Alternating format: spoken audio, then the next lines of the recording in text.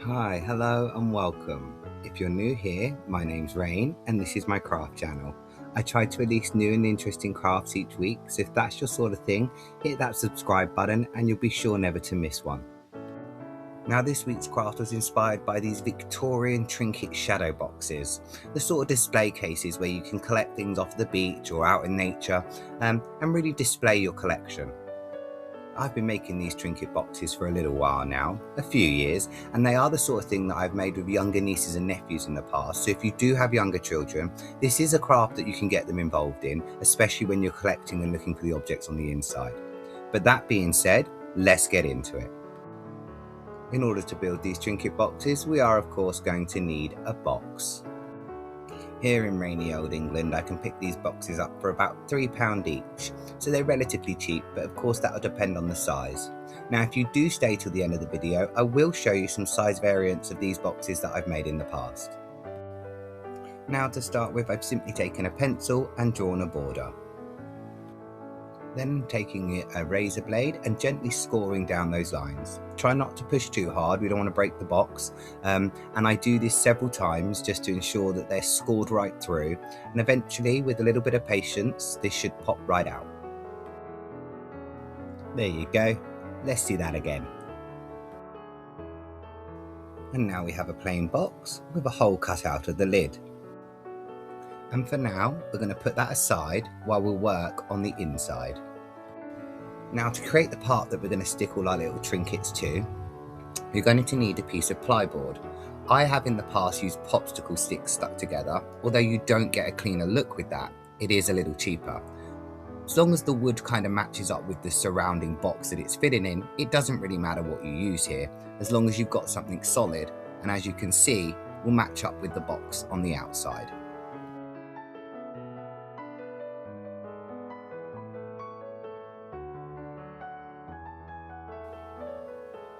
Look, like I said, I've made many of these before in the past, and some of you may be questioning my measuring techniques here, but the point is you want to get it in and you want it snug. Now, I've tried measuring these up with rulers and different measuring techniques, but to be honest with you, the easiest way I've found is to be able to just line it up, take off a little bit more where it's needed, and try and get it so it's as snug as possible to fit into the top of that lid of the box. And once you've completed that step, what you should be left with is something that looks a little like this. And as you can see, the top part of the box, the lid, is covered with that smooth little piece of plywood that I've used, and the rest of the box is still empty, so it can still be used as a functioning box once this project is finished. Of course, everything is not glued down yet, and we don't want it to be just yet, but for the meantime, we're going to put this project aside and move on to the next step. In the past, I've always used glass for the tops of these boxes. What I'd do is I'd buy a cheap photo frame from like the pound shop. I'd score that glass down to the right size and fit it into the top of the box. Now, as some of you may know, if you've been following this channel for a little while, I've been making quite a few box frame dioramas, and with those frames comes a perspex sheet that goes in the front to act as glass, and I had a lot of these perspex left over, so I figured, you know what, let's try it with the perspex. I must admit, it looks exactly the same as the glass, and even when I compare a box that's made with the glass or a box that's made with the perspex next to one another, you can't really tell, not until you actually touch it, or perhaps the weight of the box. So I think making these going forward in the future, I will definitely be using perspex. This is a lot easier to cut than glass is. It's a lot less scarier cutting glass and bending it and snapping it and all the things that come with that. Of course, if you are comfortable with scoring and cutting glass, by all means go ahead. But if you do have perspex at home, then this stage and this step is a lot easier to do if you've got that. And once your glass or perspex has been cut to the right size, you can simply go ahead and glue it to the inside of that lid, and I use PVA glue and let that dry before I move on to the next step. And that of course is building the inside little holes for the trinkets. Now, to build the little boxed compartments that the trinkets are going to sit in, I have in the past used popsicle sticks, and these do work very well. The only trouble is that popsicle sticks can sometimes be a little bit tough to cut. So if you do happen to have your hands on any small pieces of balsa wood, which you can see here, I would highly recommend using balsa wood. It's a lot easier to be able to PVA glue down. It's a lot easier to be able to move around, and it's definitely a lot easier to cut. That being said, whether you're using balsa wood or popsicle sticks, the process is pretty much the same. What I'm trying to do here is just create a varying different shapes of boxes, different sizes, different looks. This really is all down to your creativity and how you want your box to look. There is no real rules to this. I did design this with some of the trinkets that I'd already found in mind. So I knew particularly that I wanted one large box for a fossil that I had to sit inside. So if you do have some particular treasures that you want to display, bear those in mind. But other than that, there really is no rules. You can just build these up and make it look as pretty or as interesting as you wish for it to be. Now, as you can see, I haven't yet glued any of this down. And when interlocking the strips, or when they pass over one another, I make little tiny notches in the wood so they sit together nice and snugly like this. It will help hold all of those little boxes straight and keep them where you want them to be.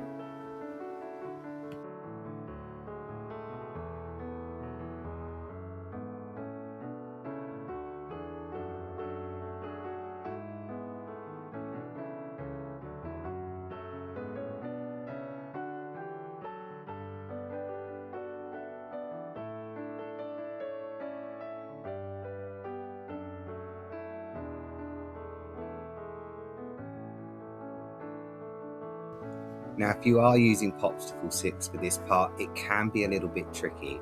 With the balsa wood, it's a lot easier and it slides right through.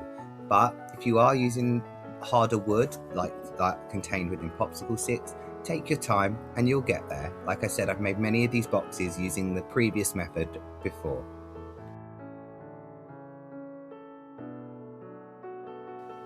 And once I'd built the main frame that was all interlocking, I could go ahead and add those smaller compartments, the 4 little squares that you see in the center there. And as for those outside boxes, I simply just glue, using PVA glue, some of the balsa wood to it and let it all dry. And once they are all dry, you can simply just go ahead using a pair of scissors, cut the edges down to size, till eventually you're left with a nice, neat little trinket display shadow box ready to be inlaid into the lid.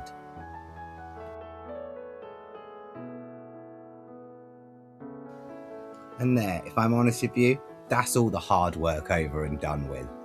And like I said, if you're going to be building these with little ones, or it's something that you wish to do with your children, nieces and nephews, then up until this part kind of needs to be done by yourself. It's after now that the kids really love getting involved, and especially finding the little trinkets to go on the inside.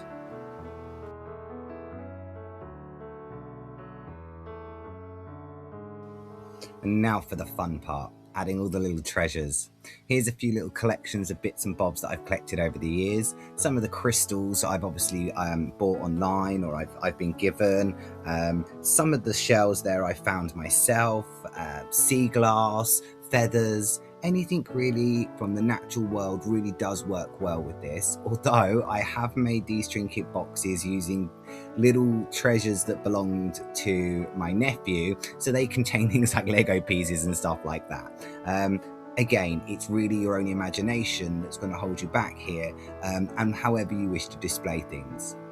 I'm just going along, seeing what works well. I kind of like it when there's several little boxes with repetitive things in there, like the shells at the top. As far as that shell that I've slipped in at the bottom, that was just a normal spiral shell that I took a Dremel to and just shaved away the edges. Not only did it make the shell flatter, which meant it was going to fit in the box a lot easier, it also makes it a lot more interesting and a lot prettier to look at. And as you can see, I don't really have an idea of what's going to go in each of the little boxes. I'm just going to play around and see what works well with one another, trying to keep those colors similar or along the same color palette, and just really have fun. Like I say, this is the fun part of the project, filling up these little holes, finding all the little treasures and trinkets that you wish to set on the inside.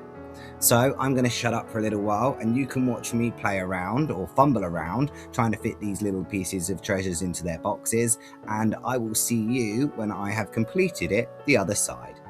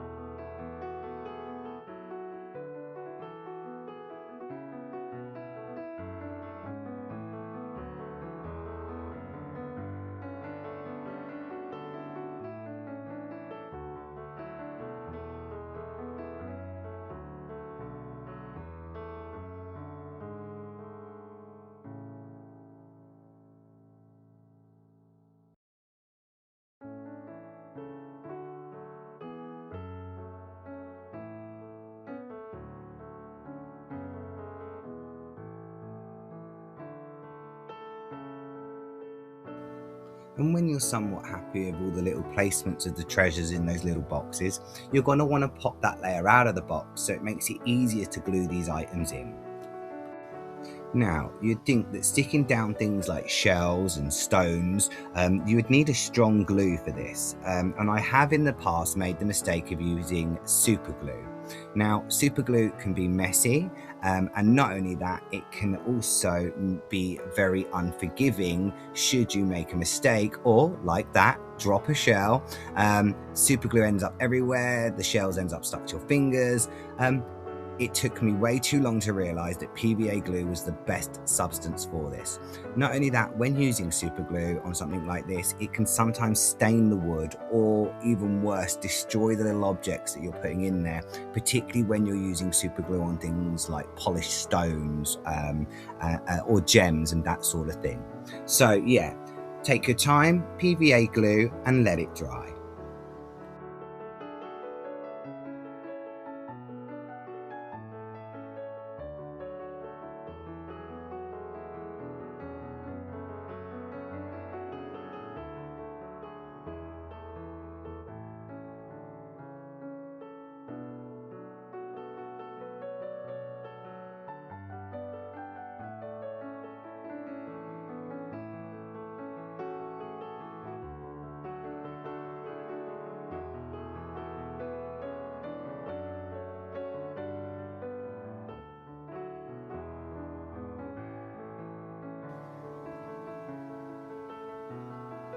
As you can see, I've used a lot of PVA glue on that little fossil there, making sure that it stays in place when it's fully dry. There's our box. We haven't yet put the perspex in, but we will do in a second. And here's our inlay that's going to sit in top, giving it that look of a curiosity shadow box. Now, as you can see, I've gone and stuck that perspex into the top. Nice and strong. And now with this part, adding the actual trinkets into the box, again, it is relatively straightforward. If you'd have got your sizing right earlier on through my very questionable cutting methods, it should all fit together quite nicely, and very little pressure is going to need to be applied to put this in. But once it is in place and you're happy, making sure that it's the right way up, of course, when the box closes, you can go ahead and use PVA glue just to seal it all into place.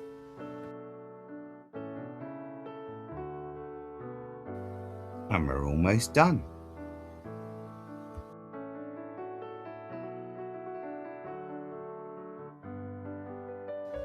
And there you have it, a Victorian trinket shadow display box inspired box that works, of course, and you can keep more treasures on the inside. If you were paying attention earlier on, I did promise to show you some more variations of these boxes. This is a relatively medium-sized box that I'm showing you here, which we've made today, but let's show you some that I've made in the past. And here you go. This has got to be one of the biggest ones I've made. I made one for my mother-in-law one Christmas and she absolutely loves it. Most of the things was inside this box I actually sourced myself or I found out in the wild. Different parts of shells, unusual looking sea glass, things like that. And inside are even some smaller little trinket boxes. Now, whether you're building the large version, the medium version, or even the tiny little version that you can see here, the process is all very much the same. So make these as large or as small or as interesting or as unusual as you would really like them to be.